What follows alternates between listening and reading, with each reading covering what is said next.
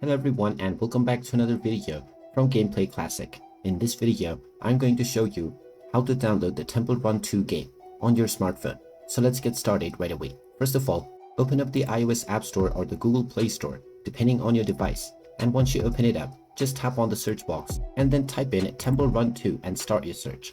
Once you find the Temple Run 2 game, go ahead and tap on it and you will see the install button. Tap on the install button and this will begin the download and installation of the Temple Run 2 game on your device right away.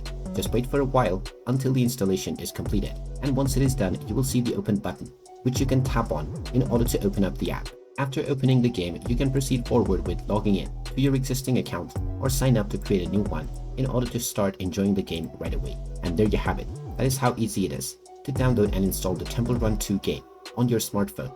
If you find this video helpful, make sure you hit that like button and subscribe to our channel if you haven't done so already. Also ring that notification bell to never miss another update from us.